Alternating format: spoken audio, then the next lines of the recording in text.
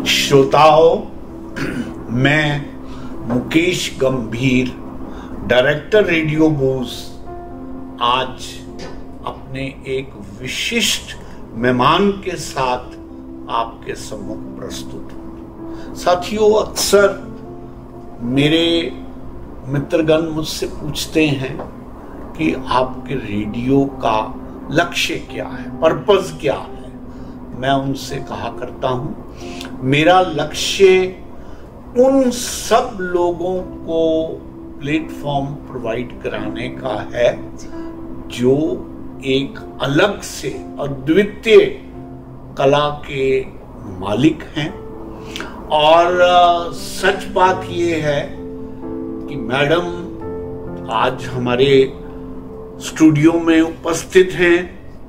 आप अनीता वर्मा के नाम से जानी जाती हैं, लेकिन इनकी शख्सियत इतनी मल्टीफेसेट है कि मैं बहुत दिनों से इंतजार में था कि कब ये हमारे स्टूडियो में आएंगे और मैं आपसे इनको रूबरू कराऊंगा। इनसे साक्षात्कार करने के लिए एज यूजुअल मैंने अपने साथी श्री राजेश्वर वशिष्ठ से भी गुजारिश करी थी कि वो भी आज समय पर आए, ताकि हम दोनों मिलकर इनके मल्टीफेसेट एस्पेक्ट को इंटरव्यू में समेट सकें। मैडम, आपका बहुत बहुत आभार, बहुत बहुत शुक्रिया समय निकालने के लिए, और हमारे श्रोता भी आपका आभार व्यक्त करते हैं कि आप आए और हम उनसे आपका परिचय करवाने जा रहे हैं। धन्यवाद रेडियो बूज का और मिस्टर मुकेश गंभीर जी का, जिन्होंने आज मुझे यहाँ आमंत्रित किया और मेरा इतना सुंदर परिचय आपने श्रोताओं तक पहुँचाया। असल में क्या है कि रेडियो बूज की जब बात मैंने सुनी, इसके बारे में मुझे मेरे मित्रों ने बताया जी, तो मुझे ये लगा कि कुछ है जिसके बारे में बात हो रही है और कुछ ऐसा है जिनसे बात होनी चाहिए जी। तो उस होने के लिए होना जरूरी है, इसलिए आज मैं आपके यहाँ उपस्थित हुई हूँ और उम्मीद करती हूँ कि हमारी बातचीत बहुत सकारात्मक रहेगी। मैडम, आपने अभी मेरे रूम में मुझसे बताया कि आपके हस्बैंड जो हैं वो लोगों से, वो उनका ये काम है जिसको हम रेडियो बूज में बड़े अलग ढंग से कर रहे हैं जी। उनका बार है, उनका रेस्टोरेंट है जी। हमारे रेडियो का नाम हमने रेडियो बूज इसलिए रखा जी, क्योंकि हम लोगों को साहित्यिक नशा कराते हैं, हम उनको अध्यात्म का नशा कराते हैं। जी हाँ। मेरा मतलब ये है कि जो बार का नशा है उसको छोड़कर जीवन के जितने भी बहुरंगी नशे हैं जी, उन सबको हम अपने रेडियो में कराने का दम भरते हैं। बिल्कुल, बिल्कुल। और फिर हम ढूंढ के लाते हैं आप जैसी शख्सियत को, जिनसे हम उनकी पुस्तकों का परिचय करा सकें, उनका परिचय करा सकें और उनकी साहित्यिक गतिविधियों के बारे में बातचीत कर सकें। तो अनीता जी, सबसे पहले हम आगे बात बढ़ाएं और मेरे साथी भी, सहयोगी भी आपसे बातचीत करें। हम इन ब्रीफ आपका परिचय आपकी जुबान से सुनना चाहेंगे कि क्या आपकी एजुकेशन क्वालिफिकेशन है, कब से आप साहित्य सेवा कर रही हैं, कितनी पुस्तकें आप लिख चुकी हैं और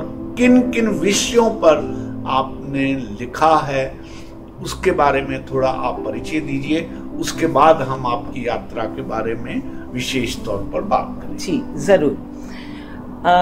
मैं दिल्ली में ही जन्मी, यहीं पली बड़ी हूँ और साहित्य की दुनिया मेरी वो दुनिया है जो मुझे जीने के लिए प्रेरित करती है। क्या बात। बचपन से ही पढ़ने का शौक था दिल्ली के कमला नगर इलाके में हम लोग रहते थे जी।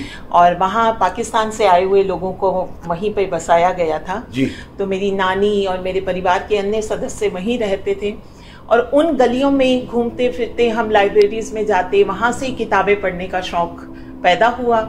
उन दिनों की बात ये थी कि हमारे पास चीजें ज्यादा नहीं थी और कहीं एक किताब भी लेनी है तो उसके लिए भी हमें 10 लोगों से पैसे इससे मांगो उनसे मांगो और उसके बाद हमें वो पुस्तक उपलब्ध होती थी। मैं यहाँ पर आपको रोकना चाहूंगा विशिष्ट जी, मैं अपने जो बात करी है, मैं कहा करता हूँ कि ना सही बेशुमार दौलत जी, ना सही बेशुमार दौलत तेरी रहमत का खजाना तो है, बिल्कुल, और ना चढ़े इश्क परवान मेरा तेरी जुस्तजू का बहाना तो है। क्या बात है। घूमते फिरते होंगे लोग जी, उसे दर बदर जी, कहीं और मिले ना मिले, मेरे दिल में उसका ठिकाना तो है। बिल्कुल। तो आप बहुत नेक दिल इंसान हैं जी, आप बात पूरी करिए। तो क्या था कि अब आपने बात शुरू की है कि मेरे दिल में उसका ठिकाना तो था। तो दिल को कहीं भी ठिकाना नहीं मिल रहा था जी। और फिर उसके बाद उन्हीं दिनों डायरी लिखनी शुरू की। उसके बाद कुछ चीजें जीवन में बदलती रही, हम आगे बढ़ते रहे। दिल्ली से ही मैंने ग्रेजुएशन किया, दिल्ली यूनिवर्सिटी से। बहुत सी कॉलेज से मैंने लक्ष्मीबाई कॉलेज से, चूंकि वही एरिया था, अशोक विहार के पास रहते थे, तो वहीं से मैंने ग्रेजुएशन किया और उसके बाद मेरी शादी हो गई 20 साल की उम्र में। जी। तो जो नशा था साहित्य का वो सिर चढ़ के बोल रहा था। अब परिवार में ये था कि कोई इस दुनिया में था ही नहीं। तो अब ये था कि मुझे तो कुछ करना था। 1 साल में बेटा हो गया। बेटा होने के बाद फिर से मैंने अपनी पढ़ाई शुरू की जी। और उन दिनों ये कहा जाता था कि ठीक है, तुमने टीचर बनना है, टीचिंग जॉब में चले जाओ। तो मैंने टीचर्स ट्रेनिंग की। टीचर्स ट्रेनिंग के करते करते साथ में महफिल कार्यक्रम रेडियो में जाके करना शुरू किया। और ऑल इंडिया रेडियो में, आकाशवाणी जिसे हम अब बोलते हैं, नाम बदल गया है, ऑल इंडिया रेडियो में मैंने वहां से शुरुआत की जी। उसके बाद 1990 में मैंने दिल्ली दूरदर्शन पर कार्यक्रम करना शुरू किया। उसमें साहित्य से जुड़ी हुई थी, साहित्यिकी और पत्रिका, ये 2 कार्यक्रम, और आशा की किरण कार्यक्रम लगातार हर मंगलवार को 10 साल तक मैंने वो कार्यक्रम किया जी। और इस बीच मेरी किताबें भी आना शुरू हो गई। जो पिछला लेखन था, जो कॉलेज के टाइम का लेखन था, वो सारा एक डायरी में, मैं बता रही थी कि डायरी लिखना शुरू हुई, तो उसमें ये लिखती रही। और पहली किताब मेरी आई, मैं साक्षी रहूंगी। अच्छा। मैं साक्षी रहूंगी किताब हिंदी अकादमी के सौजन्य से छपी।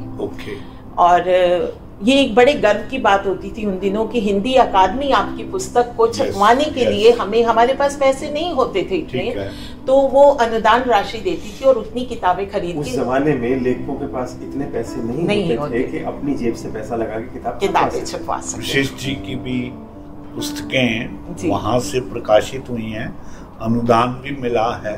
बाकी ये अभी और विस्तार में बात करेंगे। जी हाँ। तो बस इस तरह से शुरुआत हुई और उसके साथ साथ मैं पढ़ाई करती गई। मैंने टीचर्स ट्रेनिंग की, फिर बीएड किया, एमएड किया, उसके साथ साथ मैंने मास्टर्स किया, हिंदी में एमए किया, फिर मैंने मास कॉम भी किया। तो मेरे बच्चे भी पढ़ाई कर रहे थे और मैं भी पढ़ाई कर रही थी। तो ये चलता रहा और इसी तरह से कारवां आगे बढ़ता रहा। इस बीच ICCR, भारतीय सांस्कृतिक संबंध परिषद, जो कि मिनिस्ट्री ऑफ एक्सटर्नल अफेयर्स के अंडर आता है, वहां पर उन्होंने डेपुटेशन के लिए वैकेंसीज निकाली। तो मेरा चयन पहली बार में ही हो गया और मुझे मिनिस्ट्री ने अर्मीनिया भेजा। 3 साल के लिए मैं विदेश में वहाँ as a brand ambassador of Indian culture और हिंदी भाषा को छात्राओं को पढ़ाती रही। लौट के आई, फिर 2 साल बाद फिर मुझे रोमानिया भेजा गया। साथ साथ मेरी साहित्यिक यात्रा चल रही थी, साथ साथ आवाज की दुनिया से, जिससे मैं आज तक जुड़ी हूँ, वो भी चलता रहा और लेखन चलता रहा। अब कुल मिलाकर के मेरी 17 किताबें आ चुकी हैं, जिसमें से कुछ बाल गीत की पुस्तकें हैं। मेरी बाल गीत की पुस्तकें वहाँ की एम्बेसी ने अर्मीनियन भाषा में अनुवाद करा के सब स्कूलों में वहाँ पर भिजवाई। मेरी कविताओं का अनुवाद रोमानियन, रशियन, अंग्रेजी और अन्य कई भाषाओं में हो चुका है। तो बस ये मेरी यात्रा है जो अभी निरंतर प्रगति पथ पर है। आज आपसे मुलाकात हुई है तो और आगे एक नया सोपान शुरू हुआ है। Definitely. We really look for people like you जो पूरी तरह से साहित्य से जुड़े हैं, अध्यात्म से जुड़े हैं, हम उनको खोज खोज के लाते हैं। और आपके बारे में तो मैडम नलिनी भार्गव ने हमें जब रेफरेंस दिया तो तब से मैं ललायित था कि आप हमारे यहाँ आएं और हम आपका इंटरव्यू करें। राजेश जी, मैं चाहूँगा कि आप मैडम से उनकी जो साहित्यिक यात्रा है उसके बारे में कुछ बातचीत करें। देखिए, जैसा कि आपने बताया, आपने कविताएं लिखी और पहली कविता की पुस्तक प्रकाशित हुई। मैं जानना आपसे ही चाहूँगा कि आपने बच्चों के लिए लिखा, उसमें कविताएं हैं जी, आपने अपने लिए लिखा, उसमें कविताएं हैं, तो कोई खास एक ऐसा कारण रहा कि आप की पूरी यात्रा कविताओं में दौड़ती दिखाई दी? देखिए, ऐसा होता है कि किसी के लिए भी कोई भी विधा में हम लिखें, किसी भी विधा में लिखें, उसमें जब आप किसी चीज में जाते हैं, मान लीजिए वो कविता है, उसका शिल्प, उसके भाव जब आपके भीतर समाहित होने लगते हैं, आप उसमें डूब जाते हैं, तो आपको पता ही नहीं चलता कि आपकी कलम से कब क्या निकल गया। तो लिखते वक्त मैंने ये कभी नहीं सोचा कि मैं क्या लिख रही हूँ। हाँ, कविताओं की दुनिया ऐसी है जिसमें मैं जीती हूँ, उठते बैठते जागते सोते इस दुनिया में गोते लगाती हूँ। और ये हमारे भीतर के एक भावों को, भाव सौंदर्य आप कहें या ये कहें कि जीवन जीने की शैली को एक सकारात्मक मोड़ देती है। अनीता जी, जो बात आप कह रही हैं, देखिए मैं उसको अपनी शायरी में क्या पकड़ पाया हूँ। मैं कहा करता हूँ कि मैं दिलों के सच्चे जज्बात लिखता हूँ। मैं दिलों के सच्चे जज्बात लिखता हूँ और होठों तक आके जो रुक जाएं अल्फाज लिखता हूँ। कहने को कहता हूँ मैं बात अपनी, पर उसमें छुपी तुम्हारी ही बात लिखता। क्या बात है, क्या उसमें छुपी तुम्हारी ही बात लिखता हूँ। तो आप बहुत अच्छे ढंग से अपने भावों को व्यक्त कर रही हैं, बता रही हैं कि जिस विधा को आपने चुना वो विधा आपके दिल के इतना करीब थी। और फिर मैं तो एक बात और कहा करता हूँ, हजारों लफ्जों के दीवान कौन पढ़ता है जी, हजारों लफ्जों के दीवान कौन पढ़ता है, कोई दिल को छूती बात हो तो कह जाए। बात तो दिल को छूती हुई होनी चाहिए, चाहे वो कविता की विधा में हो, चाहे वो किसी और विधा में हो। तो मैं समझता हूँ अगर वो दिल से निकली बात है तो दिल तक वो जरूर पहुंचेगी। बिल्कुल बिल्कुल। आप इतना अच्छा संचालन कर रहे हैं, तो मुझे ये लग रहा है कि जिस तरह से आप बात करते हैं जी, तो बात पहुंचती है, वो चाहे कलम की ताकत हो या फिर शब्दों के बोलने की आपकी विधा हो, रेडियो की दुनिया हो या टीवी की दुनिया हो, तो लोगों तक बात जिस भी माध्यम से हमारी पहुंची वो सशक्त होना चाहिए। तो मैं वही बता रही थी कि कविताओं का लिखना इस तरह से शुरुआत हुई हमारी। जब हम युवावस्था में आते हैं तो एक विमर्श चलता है और उस विमर्श में एक आकर्षण होता है शब्दों का, गीतों का। और उन दिनों हमारे आसपास बहुत अच्छे कवि थे, उनकी किताबें हम पढ़ते थे। मुझे याद है पहली बार जब मुझे दिल्ली यूनिवर्सिटी में मैं मंच पर गई तो अज्ञेय जी ने मुझे पुरस्कृत किया। उनके साथ मैंने बातचीत की, तो उन दिनों दिन रात अज्ञेय जी हमारी दुनिया में। का नाम तो लेना ही अपने आप में बहुत प्राउड की बात जी।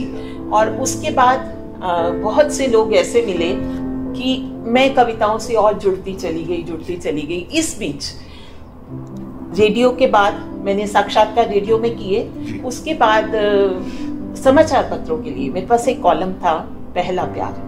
नवभारत टाइम्स में आपने पढ़ा होगा, हेलो दिल्ली पेज में ये आता था। अब ये था कि समाचार पत्रों में उन दिनों साहित्यकारों के लिए कुछ भी नहीं था जी।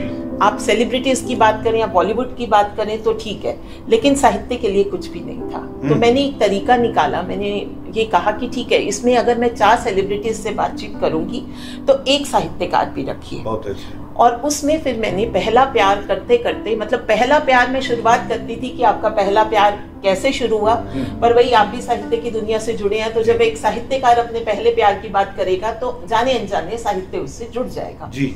तो उसमें मैंने कन्हैयालाल नंदन जी से बात की, डॉक्टर नामवर सिंह जी से बात की, राजेंद्र यादव जी से बात की, कमलेश्वर जी से बात की। क्या बात। तो वो कॉलम इतना अच्छा वो कॉलम गया। उसके बाद पंजाब केसरी में मैंने तेवर कॉलम शुरू किया। अच्छा। जिसमें मैंने साहित्यकारों से उनकी कहानियों, उनके गीतों, उनकी कविताओं पर, उनके रचना संग्रह पर बातचीत करनी शुरू की। आप सच मानिए कि उस समय स्थिति ये थी कि कोई भी समाचार पत्र किसी भी साहित्यकार को छापना नहीं चाहता था, क्योंकि रेवेन्यू नहीं आता था कहीं से भी। तो जब ये छपना शुरू हुआ, उस दौरान लगा कि हाँ, मैं कुछ ऐसा कर रही हूँ जो अलग हटके भी है और मेरी पृष्ठभूमि को मजबूत बना रहा है। तो उसके बाद ये किताब मैंने बातें मुलाकातें लिखी।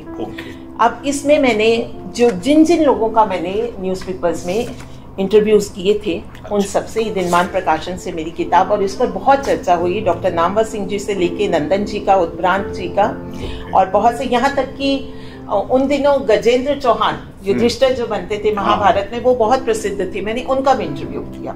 तो मैंने हर क्षेत्र से लोगों को जोड़ने की कोशिश की। अब हुआ ये कि अब मेरी कलम कविता से दूसरी तरफ मुड़ने लगी। चूंकि मैं रेडियो टीवी पे साक्षात्कार कर रही थी, तो कलम ने एक नया मोड़ लिया और मैं इस दुनिया में आ गई। ठीक है। उसके बाद कहानी लेखन से, जब आपकी कलम में यथार्थ का खुरदरापन आना शुरू होता है, जब आप जीवन की जमीन से जब आप जुड़ती हैं, तो एक स्थिति ऐसी आती है कि कविताएं कहानियों के रूप में परिवर्तित। आप किसी भी साहित्यकार के अगर जीवन के बारे में जाने, तो आपको ये शुरुआत वो कविता से करते हैं। धीरे धीरे धीरे एक कलम में एक नई तरह की चीजें आनी शुरू होती हैं। तो मेरे साथ भी ऐसा ही हुआ। उसके बाद मेरे कहानी संग्रह आए, फिर मेरी उसके बाद एक लघु कथा संग्रह अभी अभी प्रकाशित हुआ है, लॉक एंड लॉक। तो ये यात्रा निरंतर प्रगति पथ पर है। देखिए, मूल रूप से तो आप कवि ही हैं जी, ये मानना पड़ेगा। बिल्कुल। और कवि भले ही गद्य लिखे जी, उसका कवि गद्य में भी जीवित रहता है जी। वो लय रहती है, वो बिंब रहते हैं, बात उसी तरह से उसकी चलती है, इसीलिए पहचान में आ जाता है ये कवि का गद्य है। बिल्कुल। तो मूलतः आप कवि हैं, और आपका कवि, चाहे आपने साक्षात्कार लिए होंगे, हालांकि मैंने उन्हें पढ़ा नहीं, लेकिन मैं अनुमान लगा सकता हूँ उनमें भी कभी कहीं न कहीं कविता जरूर रहती होगी। आपकी कहानियों में भी कविताएं अपना रूप लेती होंगी। बिल्कुल। तो निश्चित रूप से भाषा का निर्धारण, शिल्प का निर्धारण कुछ इसी प्रक्रिया से होता है, और जो आपकी प्रकृति होती है वो आमतौर पे बदलती नहीं बदलती। बिल्कुल सही कह रहे हैं आप। तो मैम ये बताएं कि इनमें से 17 बुक्स में से कौन कौन सी पुस्तक ऐसी है जिसको साहित्यिक स्तर पर रिकॉग्नाइज किया गया? जी देखिए, जब शुरुआत की किताबें होती हैं तो आपकी लेखन में एक कच्चापन होता है। जी। अब आज मैं अगर अपनी पहली पुस्तक पढूं तो मुझे लगता है कि नहीं, ऐसा नहीं लिखना चाहिए था मुझे। धीरे धीरे जब आप आगे बढ़ते हैं, यात्रा आगे बढ़ती है, तो जाहिर बात है कि आप जाते जाते हैं। तो मेरी एक ये कविता संग्रह है, कोई तो वजह होगी। अच्छा। ये कविता संग्रह मैंने विदेश में रह करके लिखा था, और उसमें वहाँ के बारे में बहुत सी कविताएं हैं। किस तरह से हम दूर रह करके, अपनी देश की धरती से दूर रह करके कैसा महसूस करते हैं, हमारे आसपास क्या चल रहा है, ये कुछ उस तरह की, उस रंग की कविताएं हैं। यानी कि प्रेम कविताओं से इतर इसमें जीवन के उन क्षणों को लिखा गया है, रचा गया है, जो आप सचमुच जीते हैं या आपके आसपास के लोग जीते हैं। ये इस पे बहुत बातचीत हुई। और उसके बाद मेरी किताब है लॉक एंड लॉक। बातें मुलाकातें तो बहुत प्रसिद्ध हुई, क्योंकि इसमें सब साहित्यकार जुड़े थे, तो जाहिर बात है कि बातें मुलाकातें सब समाचार पत्रों में भी ये छप चुका था, इस पे सबसे ज्यादा चर्चा हुई। और अब जो चर्चा में है लॉक एंड लॉक है। और इसके अनुवाद भी होने शुरू हो गए हैं, अंग्रेजी में और रोमानियन में अनुवाद हैं। और इसके बारे में ये कहा गया है कि अपने आप में एक महत्वपूर्ण दस्तावेज है उस पीरियड का, जिसको एक ऐसी बीमारी का लंबा पीरियड, एक ऐसा समय जिसको हमने बहुत मुश्किल से जिया और उसमें से निकले। तो आने वाली पीढ़ियां जब ये पुस्तक पढ़ेंगी, ये लघु कथाएं पढ़ेंगी, तो उन्हें ये पता चलेगा कि उनके आसपास क्या हुआ। आज से भी ठीक वैसे ही जैसे अब हम पाकिस्तान के बारे में पढ़ते हैं, हिंदुस्तान पाकिस्तान विभाजन के बारे में पढ़ते हैं या सुनते हैं या फिल्में देखते हैं, ठीक ऐसा ही हमारे आसपास जो भी उस समय घटित हुआ, छोटी छोटी कहानियां हैं। इन कहानियों के पात्र एक मजदूर भी है, इस कहानी का पात्र एक गृहिणी भी है, इस कहानी का पात्र एक ऐसा पिता भी है जिसने अपनी बेटी की शादी करनी है लेकिन कोविड के दौरान वो नहीं कर पा रहा, और एक ऐसा पिता भी है जिसके पास दहेज के पैसे नहीं है और वो खुश हो रहा है कि थोड़े से 2 कपड़ों में दिन में सिंपल शादी करके साधारण तरीके से मैं अपनी बेटी को विदा कर पाऊंगा। तो ये कहानियां उस समय की कहानियां हैं, इन दिनों बहुत चर्चा में है।